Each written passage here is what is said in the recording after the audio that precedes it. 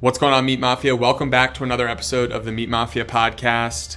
Before we get rolling here today, we want to give a quick shout out to you, the listener. We are so thankful to have you on board with the Meat Mafia, and we cannot thank you enough for your endless support. Without you guys, we are nothing. So thank you so much for your comments, feedback, likes, subscribes, listens, everything. It means the world to us. With that being said, please go to your podcast medium's platform, give us a 5-star review. If it's not 5 stars, maybe don't give us a review. Subscribe, do the whole thing. We really appreciate that.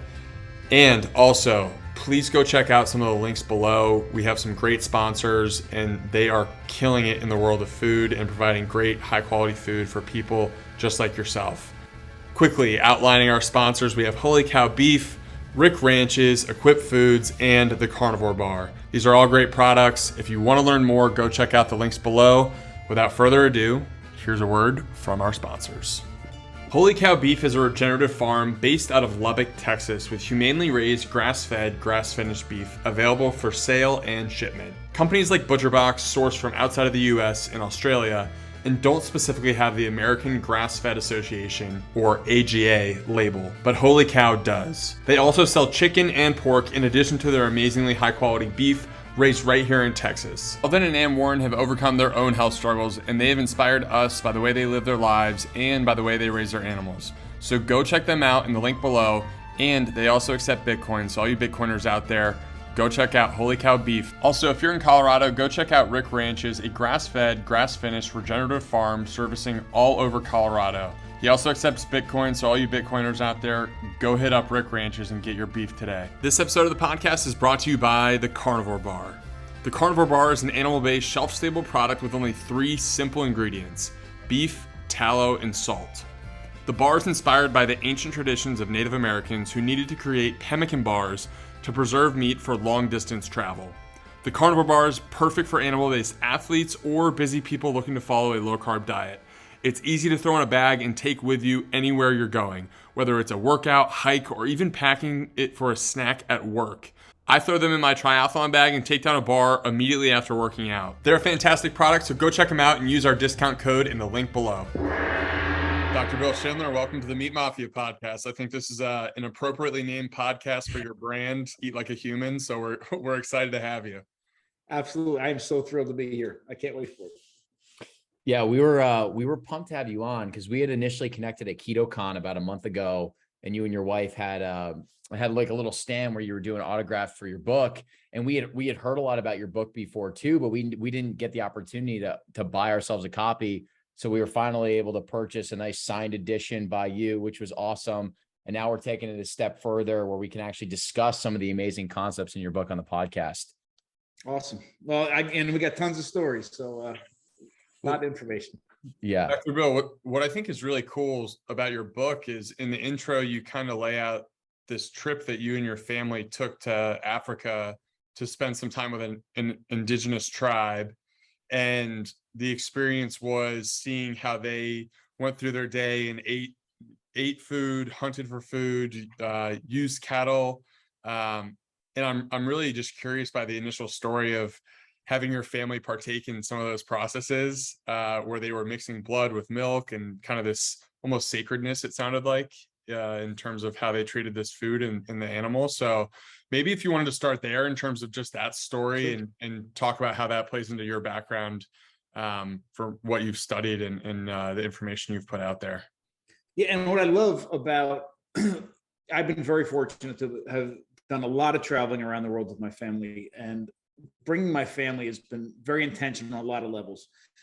It initially started because just as a father and a husband, if there was an opportunity for me to experience something, I wanted to share it with the people that I love, right? So being able to bring them and have them experience things was always important. But what really has come out of it as well is a couple other added benefits. One is, I'm a 49-year-old white middle-class male, and I have an audience. I mean, there's people that want to hear what I have to say, but that audience is limited. And the ability to bring a middle-aged, middle-class woman, a high school-age daughter, middle school at the time, a middle school age son and an elementary school age daughter, allowed us to experience the same thing through 5 different people's eyes, 5 different demographics. And, it has allowed us to be able to share that information in a much more powerful way with a much larger group of people. The other thing that I didn't anticipate is that, and I should have known this, but so many, you said ritual, so many rituals, so many ways of dealing with food and culture are such a part of, and sometimes separated into different age and sex groups, right? So there's certain things that girls do, there's certain things that women do, there's certain things that men do, there's certain things that, and not to be stereotypical, but this is just the way different groups have organized themselves. And having all of us there has provided us a lot more access to being able to participate in things that I wouldn't have been able to do even by myself. So, here we are, we've traveled, it took us days to get to that location. We had flown into Nairobi. We drove hours up to meet very, very good friends of ours at Lewa. Then we all gathered in cars together and we drove and drove and drove. And then we got off the hard top hours and hours later, and we got into the bush, and we were on these dirt roads for about a day and a half. We ended up we had to stay the night. And then the next day we drove until the dirt road ended. And thankfully the riverbeds were dry. So we were driving up this wadi, this riverbed. The only way to get to this group of people was up this dried riverbed. And a couple hours later, and I write about it, it was amazing. We come up this river, it took us days to get there. And all of a sudden there were 3 Samburu warriors standing there. It looked like a movie. The sun, they were backlit by the sun. They're standing up on the bank of this dried riverbed. We're coming up, in our safari vehicles, and they're standing there. And the image that I had, what I saw, and the image I still have in my head, was of literally the healthiest looking people I've ever seen in my life. Wow. We have been with people all over the world, all different ways of approaching food. And everything about, and I tried to convey that in the way that I wrote it, but I think there's no way to fully convey it. They were literally the healthiest looking human beings I ever met in my life. Their stature was what I looked, it was, I don't know how to, human form, white teeth, broad faces, smiling ear to ear. Their eyes were white. Everything about them just radiated health. And we went up, and what was crazy about it is those men, actually they were young, they were late teens, early 20s. They eat every single day blood and milk. And for many parts of the year, that's all that they eat, is a combination of raw milk and fresh blood. And it struck me, and I'll tell the story about what happened in a second, but what I found so fascinating was that after we returned, we were abroad that whole year. I was doing a lot of research for the book, but after we returned home here to Maryland, we started, especially because all the work we had done, the people we had met, the stories we were telling, all of that, just, there's always conversations about food with everybody we met. And a lot of the conversations, just a few years ago, but still today, how are we going to feed a growing population? What kind of things do we need to do to make sure we're, healthy and doing all these, and very important questions. And it occurred to me, everybody wants to say, well, GMO corn is going to save the planet. And, all these all this science is going to do all these things, and we should do this to this. And the reality was, I had just come back from meeting the healthiest people I've ever met in my life. And the 2 things that are the staples of their diet, out of those 2, one is illegal in Maryland and the other one is almost impossible to have. So here we are engaged in these, in-depth conversations at all levels of society and government and everywhere. People are having these conversations, and the food that was the basis for the healthiest people I've ever met are not even part of those conversations. And I'm not suggesting necessarily that we all need to drink blood and milk every day. But what I am suggesting is the conversations that we're having are not deep enough. And they're not, they don't include all of the options that we should be considering for trying to answer these incredible questions. Bill, prior to that trip, had you or your family been incorporating raw, unprocessed dairy in your diet? Our whole lives. Well, I'm sorry. My family's whole life. Okay. We made a conscious decision when my oldest daughter was born, and we just brought her to college 2 days ago. And still, if you see me cry at all, it's a result of that. But for 18 years, our kids have had nothing but raw, usually raw fermented dairy, but nothing but raw dairy.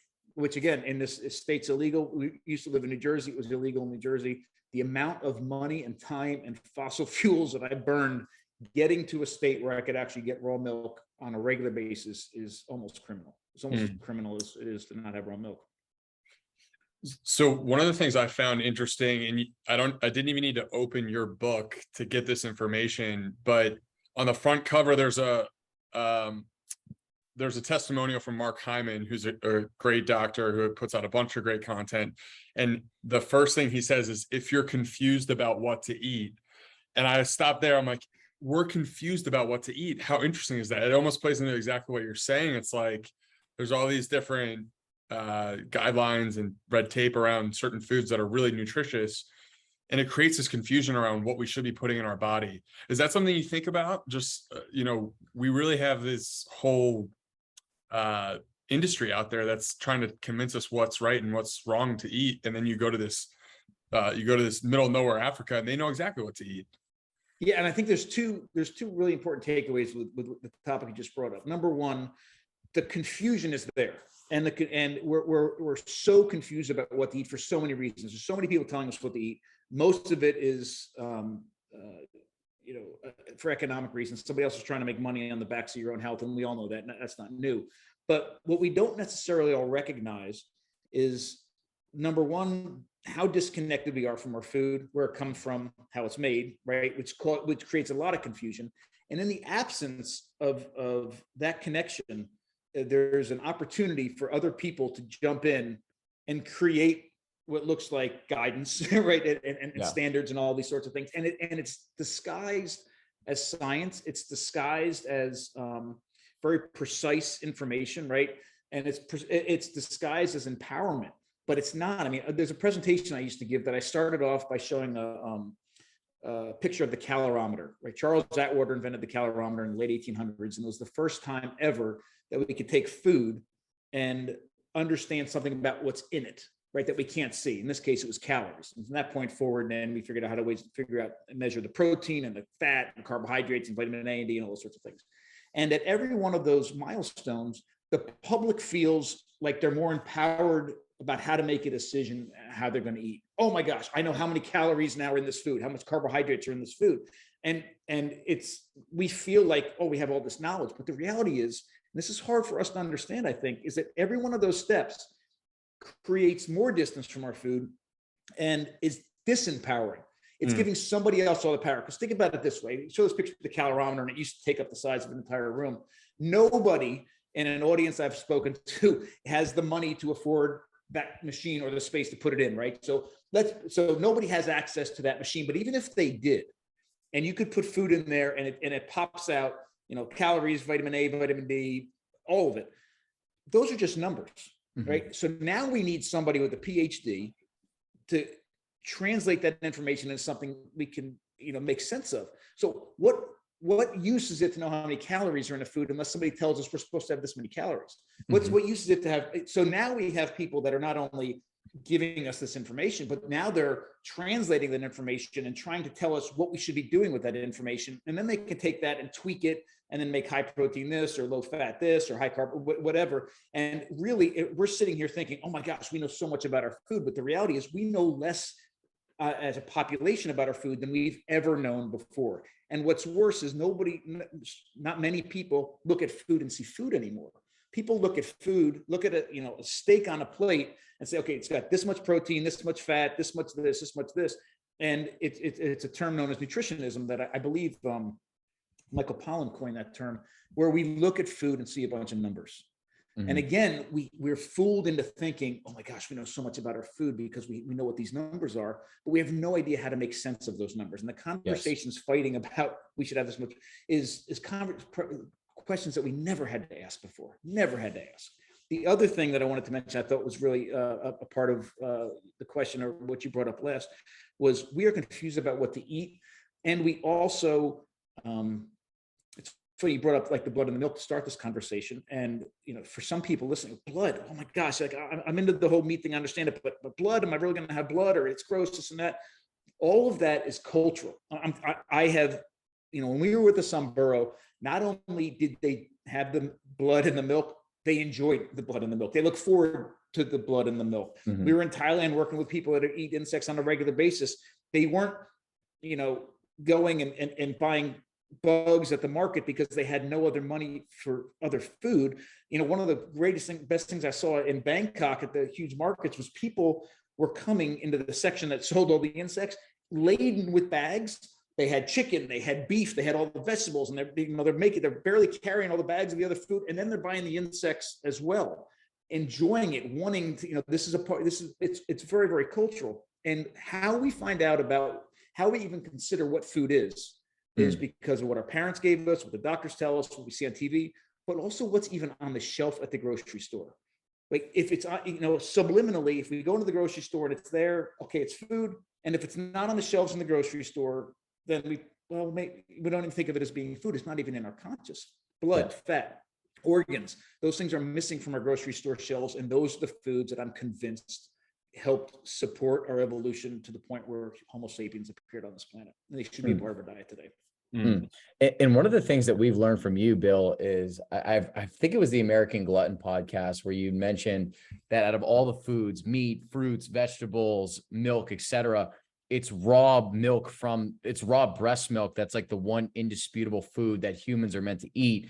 Even meat, fruits, vegetables, there's some type of technology that needs to be incorporated to make those things processed as part of a proper human diet. So could you expand on that? Because I thought that was so interesting.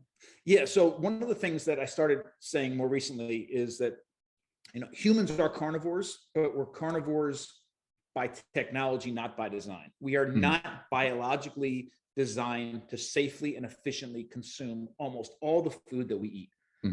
The confusing part of it is because we started, we kind of co-evolved with the technologies that we were using to make food safe and nourishing. So as we created these technologies to introduce these foods into our diets that our body and did something to them so our bodies could actually use them, our bodies then grew and then we required them. So we're in this weird place now where we require foods to support these bodies that our digestive tract can't handle on its own. We need the technologies. But for most animals, not domesticated animals, and we are a domesticated animal, we're the first domesticated animal, but if you think about any wild animal, they are physically and biologically designed to consume a certain diet, and that's what they eat. And they eat those foods, whatever it happens to be, and they are, that goes into their mouths, and they are physically designed to safely and efficiently take care of it. Humans are different.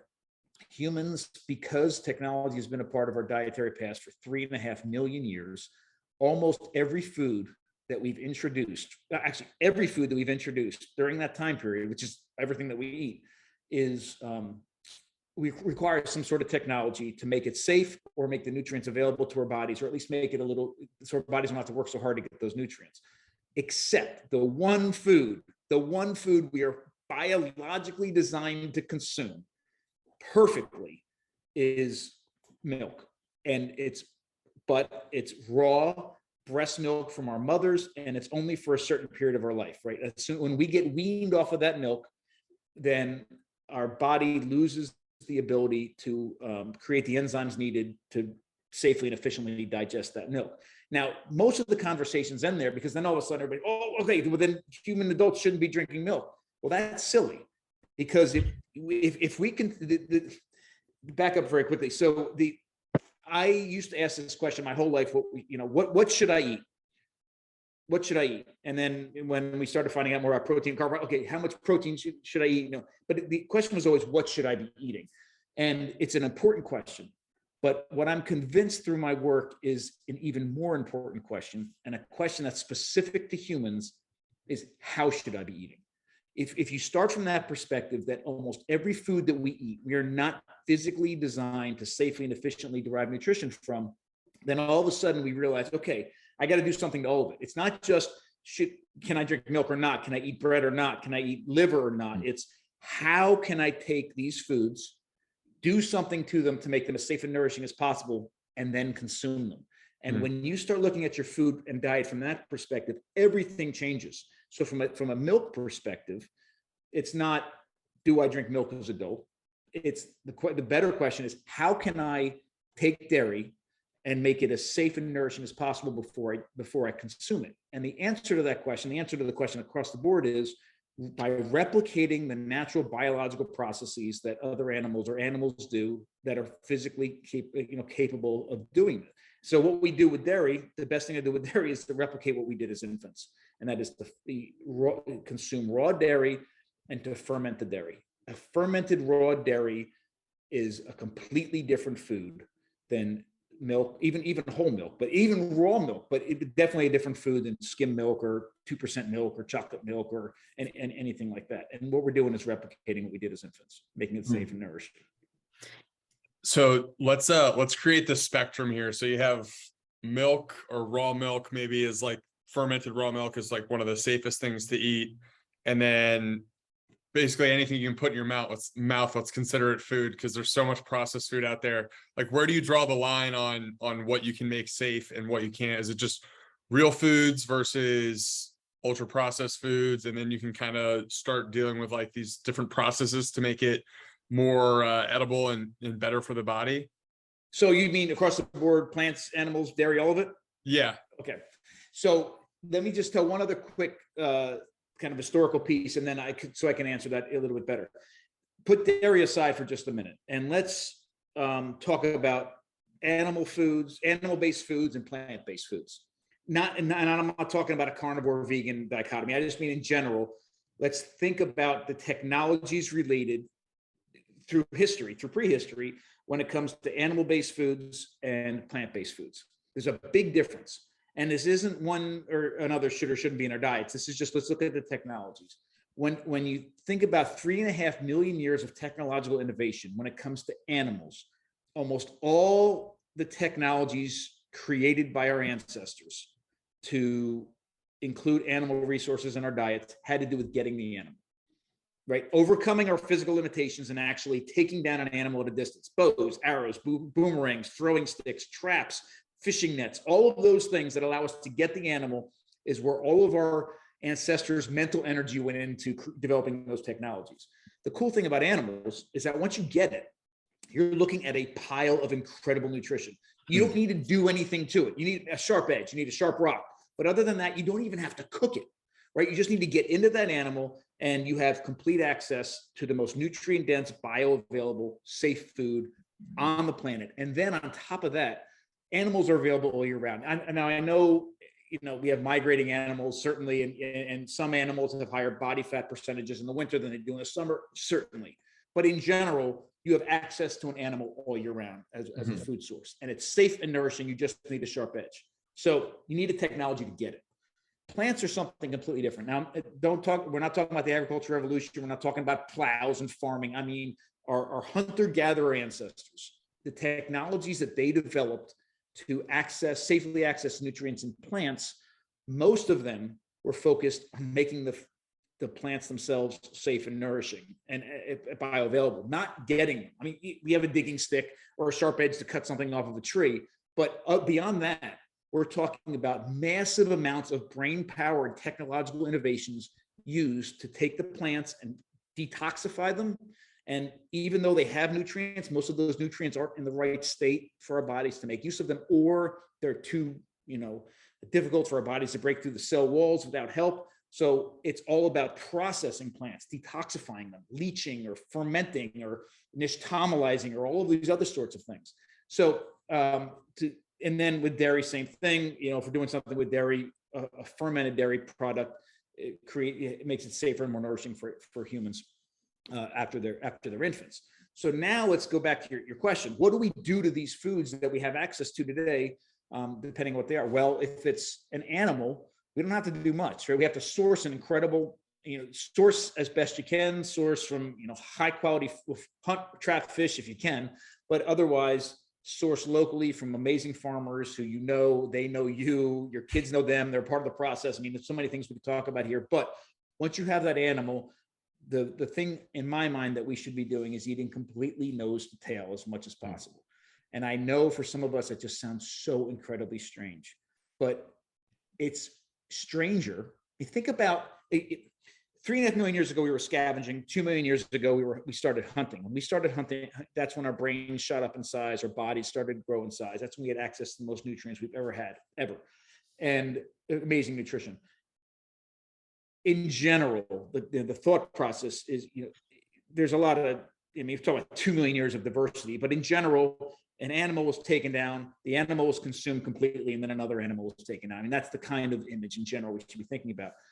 Those of us who love to eat meat, that go to the grocery store thinking we're doing what our ancestors did, and we buy a T-bone steak and a T-bone steak and a T-bone steak and a T-bone steak and a chicken breast, it doesn't resemble at all what our ancestors were doing for 2 million years, right? And we have a lot of people now that are finally advocating for organ meats, but it's swung too far the other way, right? We have people advocating for organ meats and eat liver and eat liver and eat liver and eat liver and eat more liver and eat these testicles and eat 5 testicles a day. And well, that's just as silly, right? Because for the first time ever in the history of the world, we can go to the store and an animal is completely taken apart for us, and we can buy 20 chicken breasts. Or if we wanted to, and we went to Whole Foods, we could buy 20 pounds of chicken liver. Right? And then people start asking, they ask me all the time, how much liver should I be eating? Well, it's a question we've never had to ask before, because the answer was, as much liver is in that animal you just killed, and then you eat the spleen, and then you eat the kidneys, and then you eat the heart, and then you eat all the meat and the marrow to do it, and then you go kill another animal. The fact that we even have to ask the question, how much liver should I be eating, just shows how disconnected we are from our food, where it comes from, and all of that processing. So as far as animals are concerned, to directly answer your question, I believe we should be getting our animals in as big a piece as possible. Now, it depends on your interest, your skill level, your access to these resources, the size of your kitchen. But to us, we've been bringing in a half a pig into our kitchen in our home all the time. Entire chickens are coming in, large pieces of beef are coming in, and taking it apart. That way, the larger the animal that you bring into your house, several wonderful things happen as a result of it. Number one, it's cheaper. If you're having difficulty buying incredible grass-fed, or pasture-raised animals from really good local farmers because it's too expensive, then buy a larger piece of that animal, and that cost then dissipates quite a bit. Secondly, you have access to all different parts of that animal that you normally wouldn't have going to the grocery store. But another beautiful thing starts to happen, and I'm so glad that we've implemented it into our lives at home so much. We are, one of the things that isn't present in American household kitchens any longer is skin and feathers and hair and bones. It's just not there, or anything that even resembles the shape of an animal doesn't come into our kitchens any longer. And our kids are sitting here, eating chicken nuggets, not realizing what a chicken is, or eating bacon and not realizing that a pig was actually walking around with that in its belly. But you start bringing those things in. Butcher with your kids, cook with your kids as much as you can. But even if you're doing it yourself and your kids are watching TV in the other room, they actually hear the bone scrape against the knife. They actually smell the smell, see the sights, and the impressions that they have and their connection to their food is so far enhanced compared to other households. So that's number one. When vegetables are concerned, it depends on the vegetable, and we can talk about plant toxins a lot. I'd love to, but it depends on the vegetable, depends on the toxin. But in general, there's very few vegetables that I would eat without doing some sort of processing to them. And there's a lot of vegetables or plants that I just don't eat whatsoever, because certain toxins like oxalates, I've been studying plant toxins for 20 years and traditional ways of processing toxins out of plants. And I have never found a suitable way to get rid of oxalates. So high oxalate plants like spinach and almonds are just completely out of my diet. Are there any other plants and vegetables that are staples in the American kitchen that you and your family are staying far away from? Well, I have a huge issue. I mean, I personally, biologically, have a huge issue with oxalates. It's caused a lot of problems in my life, and I didn't find out about them until about 5 or 6 years ago. So I keep some things out of my diets that aren't completely out of my kids' diets or my wife's. But in general, we don't have any almonds in the house. Our nut consumption has dramatically decreased, especially high oxalate containing ones. Spinach and beets, Swiss chard, rhubarb, we don't have in our diets at all. Certain plants like potatoes, we're cautious about, and we do a lot of processing too. Potatoes are incredibly dangerous. And if you start Googling potatoes and like hospital and stuff, people end up in the hospital every year from poisoning from potatoes, usually potatoes that weren't stored properly. But they, in addition to oxalates, they contain high amounts of glycoalkaloids, lectins. It's crazy. a nice trick with potatoes though. And I went to Bolivia and Peru and spent time with native groups, in the same area where the potato was domesticated somewhere between 8 and 10,000 years ago. I was with descendants of, groups from that area, native group. So I was with the Aymara in Bolivia and the Quechua in the Andes in Peru. And I was learning how they process potatoes. They still process incredibly toxic versions of potatoes.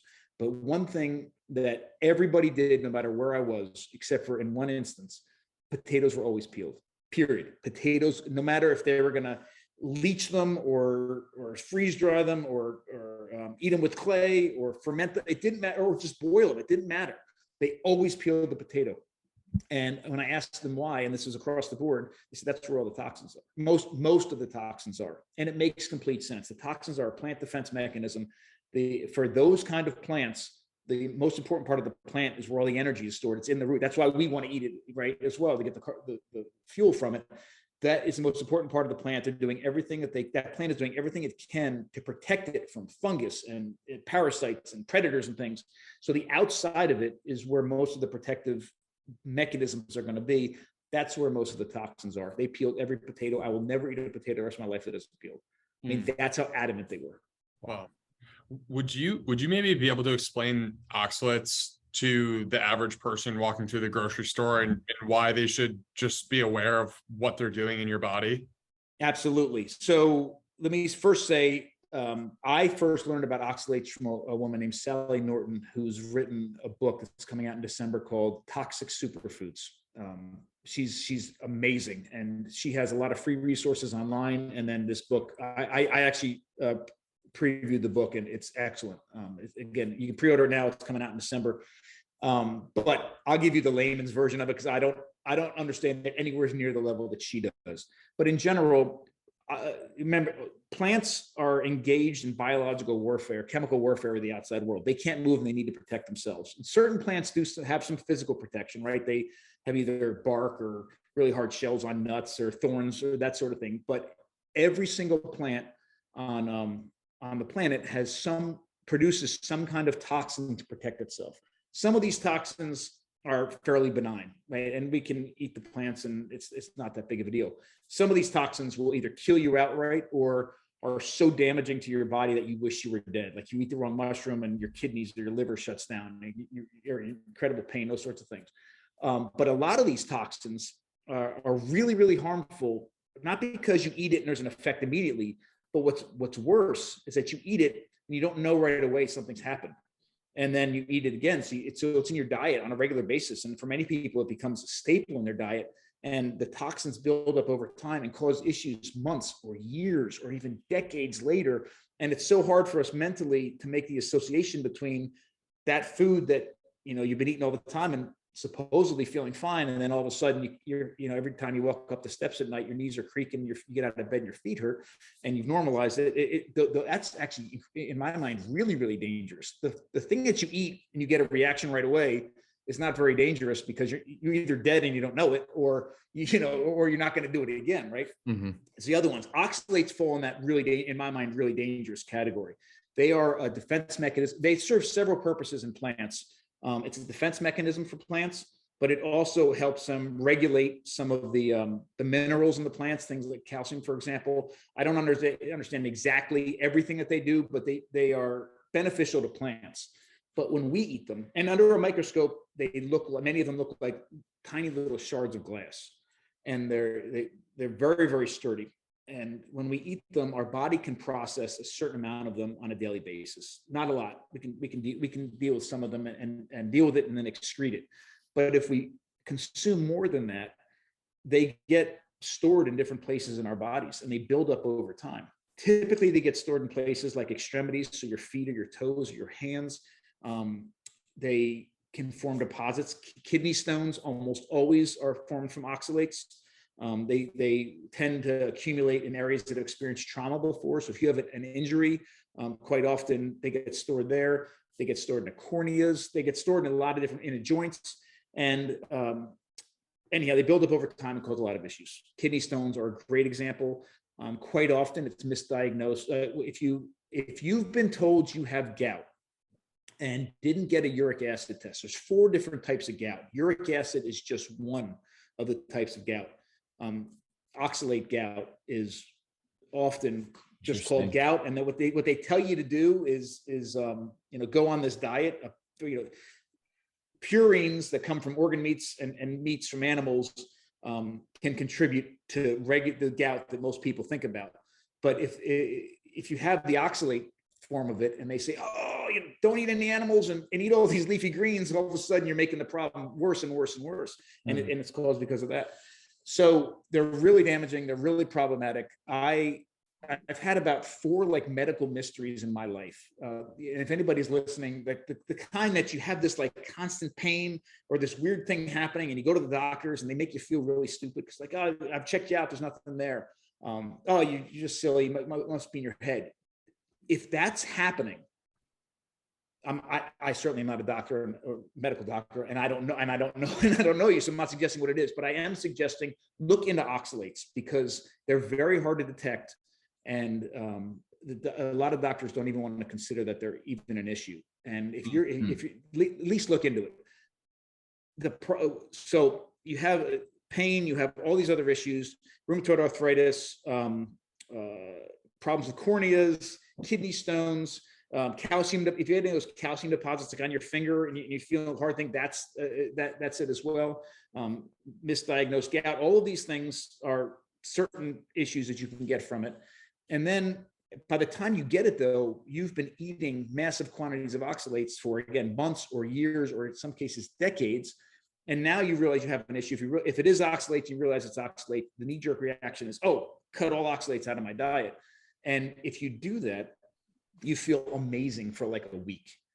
But the problem is, as soon as your body realizes that you're not taking them in and they don't have to deal with it anymore, and it's safe, they start excreting the oxalates they have stored. They start grabbing that and has your body try to excrete it. And it's a huge crash. At best, it's painful. At worst, it can be really, really dangerous. So if you realize you have an oxalate issue, and if you realize you need to get them out of your diet, then there's a lot of information in our book. Contact somebody like Sally Norton. They can help you through the process of safely taking the oxalates out of your diet. And I know this sounds crazy. And I know it's like, oh my God, are you kidding me? Because spinach and almonds, and anybody's eating a low carb diet, they probably rely quite heavily on almonds or other nut flours in their diets, or at least nuts in their diets, which almost all nuts are fairly high in oxalates. And how can this be? This must not be true. It's worth diving into, because I'm telling you, my entire life has been changed when I realized what oxalates were and how damaging they were to me and the issues that they were causing. Wow. That's an amazing story. And I know one of the things that you've mentioned too, is that you're 49 years old and you feel far better now at 49 than you did in your early 20s when you were wrestling at Ohio State, which is, like, for anyone that doesn't know, the cream of the crop of Division I wrestling. So outside of just cutting out some of the oxalates, could you talk us through some of the other things that you've done to just feel as good as you do? Because I think there's this misconception of like, oh, once I hit 35, things are just downhill from there. And people like you and Dr. Baker are like disproving that, like, you can continue to get better and optimize your performance as you get older. 100%. And let me just say this first very quickly. Modern humans, especially in the modern Western world, have normalized feeling like crap for the last 20 or 30 years of their life. I mean, to the point where, it always kills me, because I've been a professor for a very long time. It always killed me. And everybody says, oh, the freshman 15, it's normal for everybody to put the freshman 15 on, and they come, and it's like, oh my God, why are we like making jokes about our students coming to us and they're getting less healthy while they're under our care? Like, it used to kill me. It's the same thing. Like, oh, I'm getting old. It's just getting old. The pain I have, no. I mean, if you look at other animals, and I don't mean our domesticated animals, we've screwed up our domesticated animals as much as we screwed up ourselves. We're giving our domesticated animals diabetes and cancer and all the other things because of the way that we feed them. But wild animals in the wild, other than, somebody got a deer that got injured by, getting hit by a car or something like that. If you look at animals in the wild, they live amazing lives and then keel over dead. Like, they keel over dead. I mean, they're walking around until the day that they die. And that's exactly how I want to live. I want to live this amazing, crazy, I'm crushing at life, and then keel over dead. That's a goal. But what we've normalized is, we get to 30 and we start getting the aches and the pains, and things swell up, and we have these special socks because our legs swell up, and we do this, and we can't sleep, so we take this, and then at night when we walk up the steps, our knees are creaking and it gets louder and louder, and we joke about it, and and then all of a sudden we can't really get around anymore, and we got the little carts or the whatever. That is not the way it's supposed to be. And when we realize that we're in many cases we're doing that to ourselves by a lifetime of the way that we eat and the other decisions that we make, these lifestyle, then we can finally grasp it. We shouldn't be normalizing pain. We shouldn't be normalizing those other issues that come later in life, right? We should be crushing it our entire lives. I was at a point when I got out of college and I was no longer an athlete, but eating the same kinds of foods that I've been told my whole life I should be eating. I was not only incredibly overweight, but the metabolic issues that I was dealing with, my metabolic health was just so incredibly poor. I had this restless leg situation that I literally couldn't sleep at night. I couldn't even sit on the couch for more than an hour without moving around. My guts were so screwed up. My wife and I had, and one of the stories I tell, my wife and I had no money. Like we just graduated college. We just got jobs. We didn't have any money, and going out to eat was a big deal for us. And it wasn't even going out to a really nice place, but going out at all was a big deal. We'd save up for it and we'd go. And my guts were so screwed up that on the way to wherever the restaurant was, and it could be 5 minutes away or an hour away, the only thing on my mind was identifying all the places on the side of the road that had bathrooms. Wow. So that on my way home, I minimum once, sometimes 3 or 4 times, I would stop on the way home because I couldn't keep the food in. It was passing right through me. And that's how screwed up my body was. I had aches and pains and inflammation. I mean, it was my quality of life, health. I mean, everything with my wife and my family was fantastic, but my quality of life based on my health was terrible, and the outlook was even worse. And when I finally, and I tried every fad diet, just like probably most people you talk to, I tried everything. I had South Beach and Weight Watchers and all the other things. None of it worked, and some of it I might have lost a little bit, but none of it solved all the issues until I finally put all of my research and my passion and my understanding about ancestral diets and all of that together, and my life transformed. The only thing that didn't change immediately was the issues related to oxalates. Just I didn't know about them. And the weight fell off. My guts, healed. Almost all the aches and the pains went away. The only ones that were residual, any other aches and pains that I had, were related to oxalates. When I cut them out of my diet, I mean, I truly feel like I'm 20 years old. I actually feel better than when I was 20 years old, and feel better, and I'm enjoying a life that I just wish for everybody. And it was solely about how I was eating. And the other added benefit of the approach that I've come up with on how I approach food, my family approaches food, is that it doesn't just help nourish and heal your body. It helps you connect with the world around you in some amazing ways. I mean, when you connect with your food, you're truly connecting with your food. You're connecting with your community, you're connecting with your farmers, you're connecting with your environment, you're connecting with the seasons, you're connecting with the animals. I mean, it has just been so overwhelmingly magical that it is that, and that's exactly why that my wife and I are on the mission that we are. We just want to connect people with their food and empower them to nourish themselves and their families. And it's doable. It's doable in the modern world. Bill, maybe to that point, how can people go about doing it? Like what sort of things should people be thinking about, whether it's go to the farmer's market, go to a local regenerative farm and start talking to your farmer and asking questions? Like, what sort of recommendations would you give to people just to make that connection? That's a great question. So there's a couple of things. The first one, I say all the time, and it's going to sound crazy and almost undoable, but remember, my entire life, everything about my life has been transformed because of the changes that I made with my food. And, if that's the kind of goal that you're looking for either you or your loved ones or your family or whoever, then the kind of steps that I'm talking about are definitely worth it. This is the first thing. Be honest with yourself and recognize just what I know I would do this all the time too. Okay. somebody said, what do you eat? What are you eating? And the answer that I would give would be the things that I would like to start eating next week, or I'd like to start eating if I was eating better.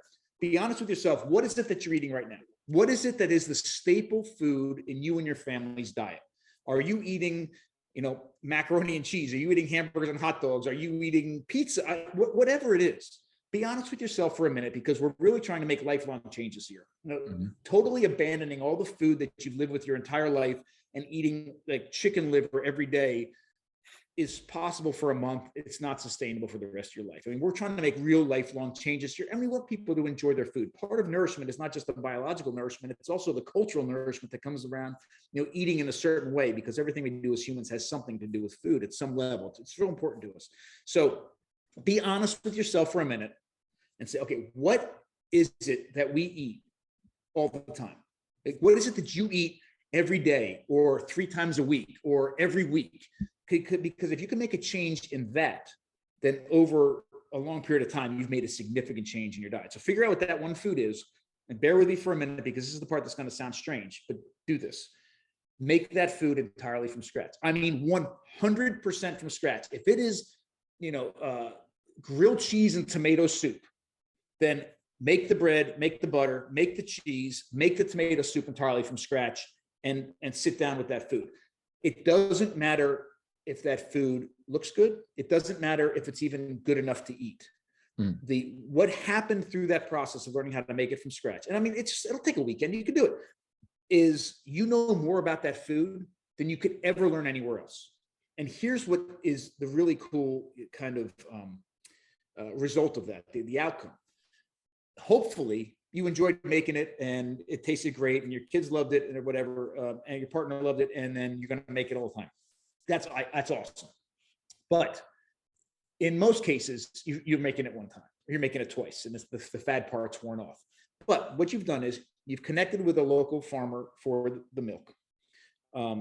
You've sourced really good flour. You fermented the cream to make the butter. You've done all those sorts of things. You understand, not only you made connections that are really important. But what's magical, and I'm not understating this, is when you walk into the grocery store the next time, you're like, you know what? I'm done making macaroni, or done making grilled cheese and tomato soup. I'm going in and I'm buying it. I eat it every week. I'm just going to buy it. You walk into the grocery store, you are literally a completely different person, right? You are informed beyond what you could imagine. And the billions of dollars spent on marketing and advertising and placement in product placement in grocery stores has no effect on you. You now know what real cheese is. You now know what real butter is. You now know the differences between a sourdough bread and junk bread at the grocery store. And you are going to now buy the right foods. And when you buy those right foods, 2 magical things happen. One is you're now eating the best version that you can buy, which from a health perspective is great. But just as importantly, you are taking your hard-earned money and supporting the food producers that are actually doing a very good job. And I know it sounds insane, but there was a year in our family's life, about 15 years ago, where maybe 13, whatever it was, I made the decision that for an entire year we were buying no food. I would make everything entirely from scratch. Well, we would buy raw ingredients, but everything was going to be made entirely at home by me. All of our cheese, all of our yogurt, all of our butter, all of our meats, all of our bread, everything. We were going to hunt as much as possible. We were going to forage as much as possible. And you know what? We did it. I mean, 95% of what we ate that entire year was done that way. It was a lifetime of learning in 1 year. And 2 things came out of that. One, it set us up for everything that we do now. It's exactly what we do downstairs at the modern Stone Age kitchen. The food that we produce down there is made 100% in-house. There's no 2 ingredients put together by anybody but me or my team downstairs. So if you come in and get food, it's made exactly how I just talked about. And so that's great. It set us up for that. The other thing that I realized is the cultural, the need for being nourished culturally and emotionally. My family, biologically, were probably never as nourished ever as they were that year, but we were a wreck. Like, everybody in the family wanted to kill me. Food became so stressful. It became such an ordeal that I wasn't meeting their emotional and cultural needs surrounding food. And we struck a balance, after the fact, but we did it. I mean, there's nothing that we ate that we didn't do entirely from scratch. And almost everything our family eats now is made entirely from scratch. And I know some of that might be a little bit an unreachable goal for some people, and some people might not even want to do it. But if you at least do it a couple of times around the foods that you eat all the time, you will know more. I mean, again, you be a completely informed consumer. So that's number one. And you can start small. Start fermenting some vegetables. Start fermenting some dairy. Start making, if you eat bread, start making some sourdough bread at home. I mean, completely different foods. And the concept of sourdough, I know that that's a big thing that you and your family are doing at the Modern Stone Age Kitchen, is that there's a lot of fresh sourdough baking that's going on. You make these delicious sourdough pizzas. Can you talk a little bit about the role of just fresh sourdough in an optimal human diet?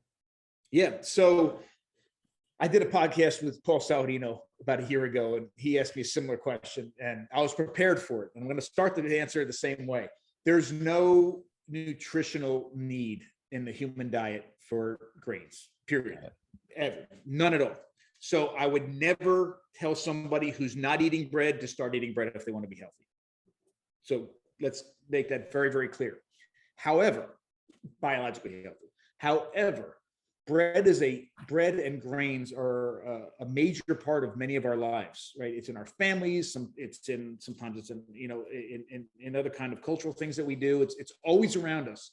So, and some of us just might love the taste of bread.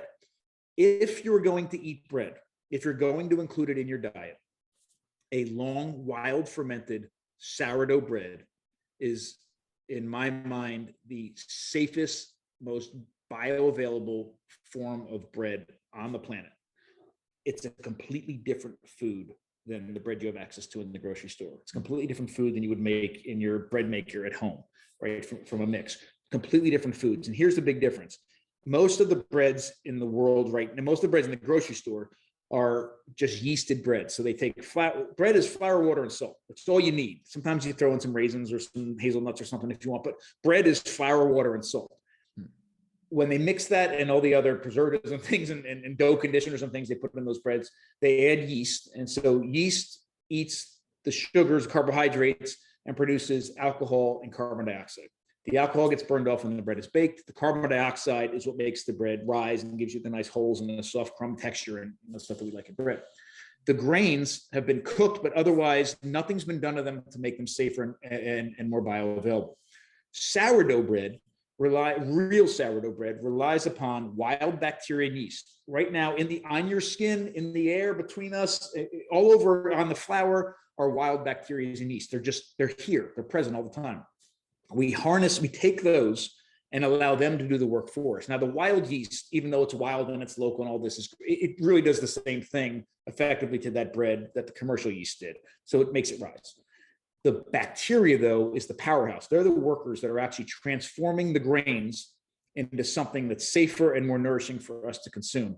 So there's two fermentations taking place in sourdough bread. There's the yeast fermentation and the bacterial fermentation.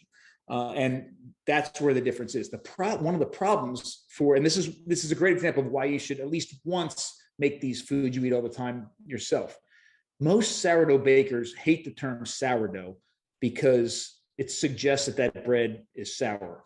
Now, not to get too technical, the lactic acid sourness in a sourdough bread is very mild and it's very pleasant. It's the same sourness as you get from yogurt. It's the same sourness as you get from certain cheeses, right? It's lactic acid. Same sourness as you get in a real fermented salami. It's the same thing, really. So that's very pleasant.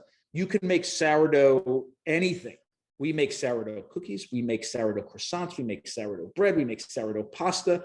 And the way we deal with the fermentation impacts whether or not it's sour. But even when it is sour, it's a pleasant sour. If you screw up the process of making sourdough bread properly, there's a third fermentation that can take place, which is an acetic acid fermentation, which is vinegar. That's a sour that's great for vinegar, but it's not good in our bread. So the sourness of the sourdough bread is sort of a misconception. But what the modern food industry has done is they've taken this perception of sourdough bread, that something is supposed to taste sour, and instead of putting it through the long, and you understand why the modern food industry will not put, it's too long of a process for cranking out bread and making a ton of money to actually put it through the entire sourdough process. So what they do is in almost all cases, they take a regular yeasted bread and add something that tastes sour to it, and they call it sourdough bread. Wow. There's no FDA regulation for what you call sourdough bread. It does not have to go through the sourdough process. So a quick trick, first off, if you're gonna eat sourdough bread, number one, you should make it yourself because it's incredibly simple to do at home. Number two, if you're not, find a local baker that you can go up and talk to somebody and say, is this real sourdough bread? And then they're going to tell you if it's real sourdough bread or not. Third, if you don't have access or don't want to do either of those two things, and you really want to go try to find sourdough bread in your grocery store, at Costco or at BJ's, take the bread, it says sourdough on it, turn it over and look on the back. If it says anything sour on it, if it says acetic acid or vinegar, which is the same thing, or lactic acid or citric acid, take it, turn it back over, and put it on the shelf. It's not. What they're doing is making something taste sour because they think you, as an uninformed consumer, expect your sourdough bread to taste sour, and they're giving you yeasted bread that has had none of the health benefits in it.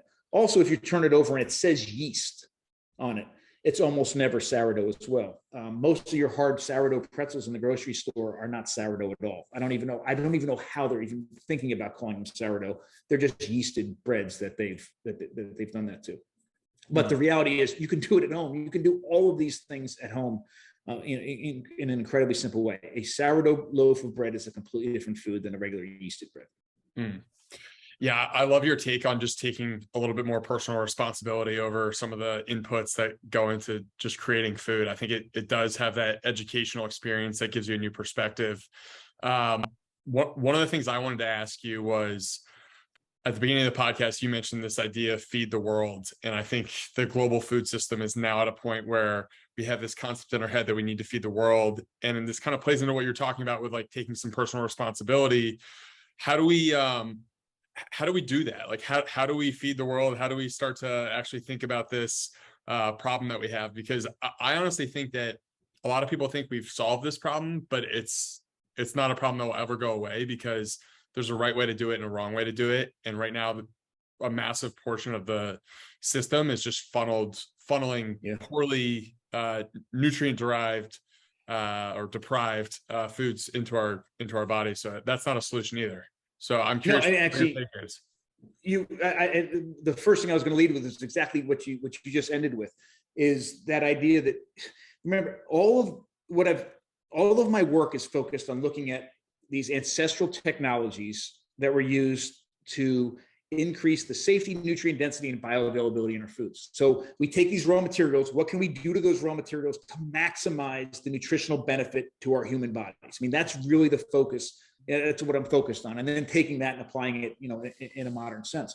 But almost all of the technologies I've identified, and I'm convinced have been a part of our ancestral dietary past for the majority of 3.5 million years, did just that. They allowed us to access this material, and then, this raw material, this resource, and make it as safe and nourishing as possible, and make those, whatever nutrients it had, my body can do something with them. That's been the dietary track for millions of years. Modern food processing is not focused on that. Modern food processing is focused on making somebody a whole lot of money at the expense of your health, but just as importantly, at the expense of the nutrient density, at the expense of the bioavailability. They want stuff to ship really far, or sit on a shelf for a long time, or be completely uniform, or whatever. I mean, at the expense of the nutrients. So number one, the first thing to answer your question, how do we feed this world? We go back to making sure whatever we're doing to our food is maximizing the nutritional benefits of it. Here's a great example. I have an entire chapter on maize in the book, and maize is the most widely grown grain in the world. It is a staple of certain diets in many parts of the world. Unfortunately, in many impoverished areas as well, it has become a staple. Maize is a grass, and I don't have it right here, but I have the wild ancestor to maize is a plant called teosinte, and maize was domesticated probably around 8,000 or so years ago. And it went from if you let your lawn grow and all summer long and not mow it, what comes up looks like this. I mean, that's the plant that these people took about 8,000 years ago and started to genetically modify it through selective pressure and turn it into corn like we have today. But anyhow, regardless, you have maize has been a staple in so many Mesoamerican and traditional prehistoric American diets. And entire civilizations were built on the backs of maize. The Mayans, the Aztecs, the Olmecs, the Inca were focused. Maize was the dominant food in the diet. And not to dive down a rabbit hole too far, and I discuss it more fully in the book, they were processing the maize using something called nixtamalization, which is where you take the maize, and it used to be processed with wood ash, and historically and more recently you process it with calcium hydroxide, which is dug out of the ground.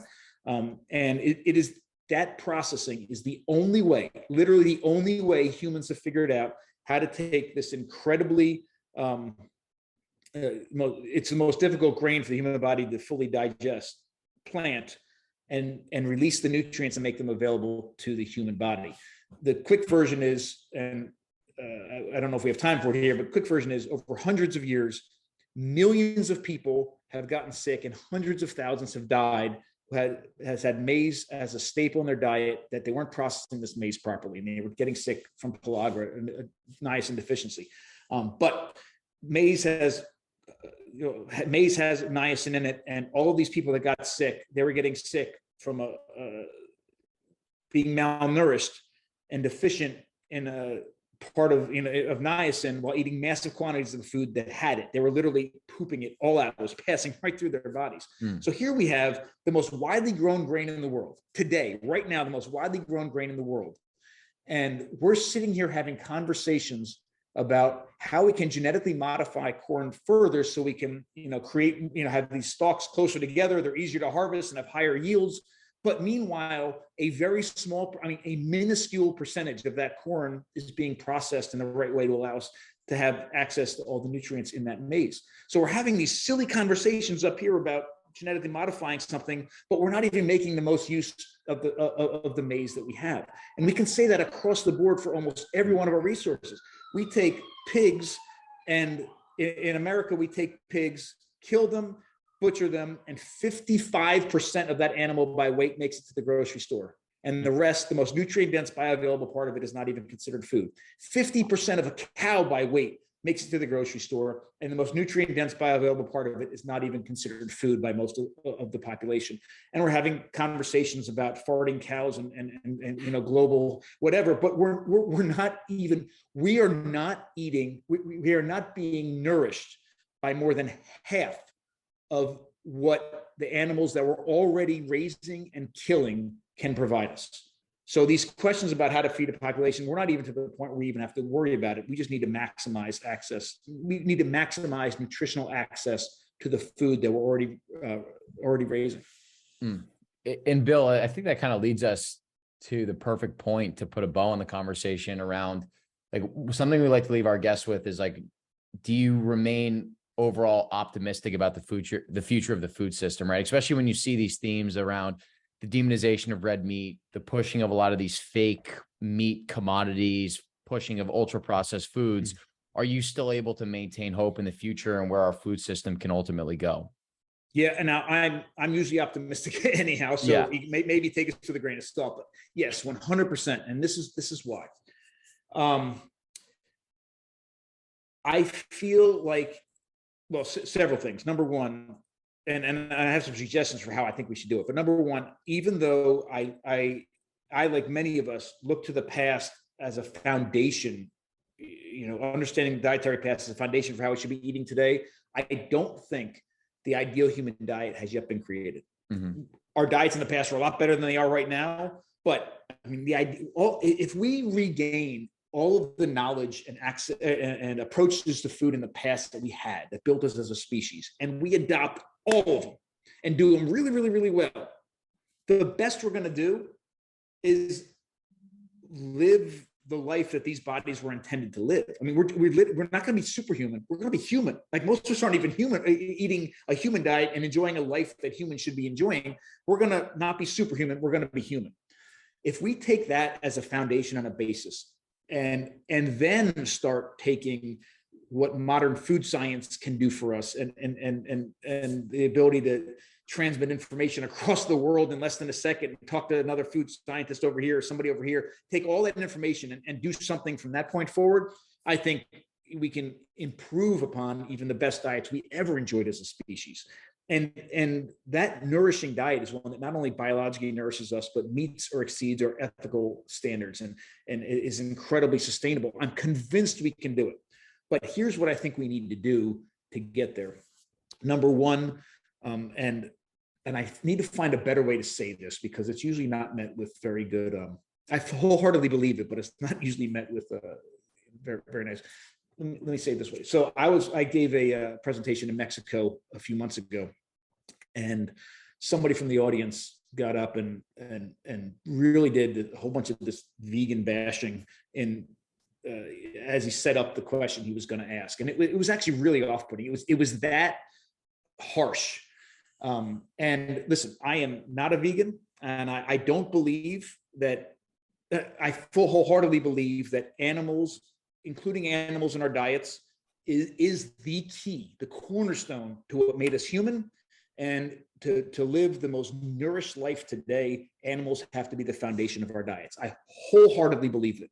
I also wholeheartedly believe, so from a nourishment perspective, animals should be the foundation, and the entire animal, not just the meat, the entire animal. I also believe that the way that my family approaches including animals in our diets, and also we do here at the Modern Stone Age Kitchen, and the way that I teach in all my butchering classes and cooking classes and all of that, is incredibly ethical and incredibly sustainable. So of the three pillars that most people make decisions on about food, the way that we approach animals in our diet, I think, is the most nourishing, ethical, and sustainable way for humans to eat. If you ask most, I believe, if you ask most vegans why they make the decision that they make about not eating animals, they're probably going to say, well, they believe it's the way they should be nourished. They believe it's the most ethical way to treat animals, or it's the most sustainable way. Now, I don't believe that is the way to achieve those goals, but we have the same goals in mind. Mm-hmm. What is driving me nuts right now, and I don't think is going to do anybody any good, is this dichotomy between carnivores and vegans, and everybody's fighting, and everybody's getting mad at one another, and everybody's calling names and throwing things, and it's no good, because most of us are after the same goals and are just applying or trying to get to that finish line in a somewhat different way. So what I would love to see in order to really make improvements in the way that we eat and look forward, is that we find a way to sit down and have a conversation. It might be too optimistic. It might not even be possible. But I have sat down with incredible, well-meaning, caring, loving people that have decided to be vegan and have had incredible conversations. Mm-hmm. And what I said at this conference was, I would rather, and this was maybe a little crass or whatever, but I said, but the way that this question was asked really set me up.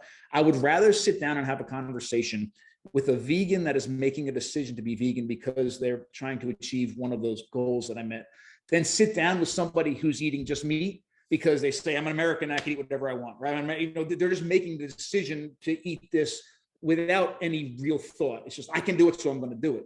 Two completely different things. So I think we need to achieve these goals. I think we need to come into the same conversation.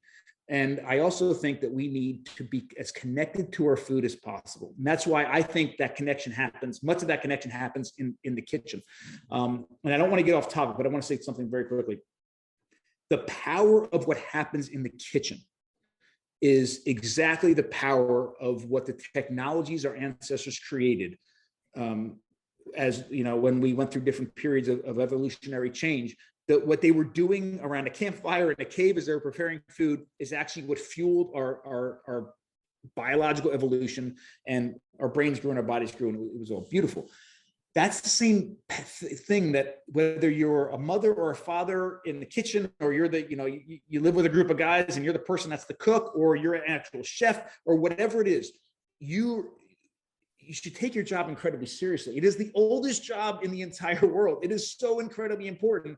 And the goal of what you're doing to that food should be to nourish. Yeah, make delicious food, make it look good, make it smell good, whatever, make it pretty plates and Instagram photos is great. But what you have the power to do is make that food as nourishing as possible. That's the power of what can happen in the kitchen, and we can connect that way. And the final thing I'd like to leave with, and this is what I really think is doable, is the other way we can connect to our food, and it's incredibly empowering, is to actually go get it, right? So even though I teach a lot of foraging classes. I've been teaching foraging classes for almost 30 years. And I teach foraging classes in the middle of the woods. I teach foraging classes in the middle of Washington, D.C. And no matter where you are, you have access to identifying and dealing with wild plants, whether it's cracks in a sidewalk or in the middle of a field, in the middle of this beautiful area somewhere else. I spent a year foraging for most of our food. It was incredibly time consuming. It was incredibly empowering, but it was incredibly time consuming. And I'm not suggesting everybody who does any bit of foraging goes out and attempts to get all of their food that way. In fact, for many of us, that's impossible. But if you, every now and then, one weekend a season, go out, collect berries or try to identify the weeds in your lawn or do anything like that, it's incredibly connective. And you start to understand more about plant toxins. You start to understand more about seasonality and those sorts. You look at the environment around you in a completely different way. Go hunting. If you eat meat, go hunting. Even if it's once in your life, it is an incredibly powerful, visceral thing that is change the way you look at the world, change the way you look at animals. If you don't have access to hunting, go fishing, go crabbing. I don't care. Go collect clams on the side of the beach. I don't care what the hell it is. Go and do it. And if you don't have access to any of that, and it's more accessible than you think, but if you don't have access to any of that, then find a way to at least butcher something or be around somebody that's butchering something. I mean, if you're eating a cut of meat and you don't know where it comes from on the animal, then think about maybe trying to make that connection a little bit deeper. And this isn't a guilt sort of thing. It's just I'm trying to empower people to understand their food at a deeper level. And these are the ways to do it. And again, it doesn't have to be all the time. You don't have to go hunting for all of your food. But if you go hunting once a year, it provides that reconnection, that visceral reconnection to the way we've consumed or dealt with our environment forever. And it is just, again, it changes the way you look at everything. It changes the way you look at the T-bone steak at the grocery store. It's such an important message. And, I think that's a perfect place to leave it. Just given everything we've talked about in terms of connecting with the food system and just how we should think about our food. It's such a powerful message, and really appreciate everything you're doing on that front, because I think it's something that more people need to start to just, even just on the idea side, try to digest some of these ideas around, getting closer to the food that we're eating, because it's really important.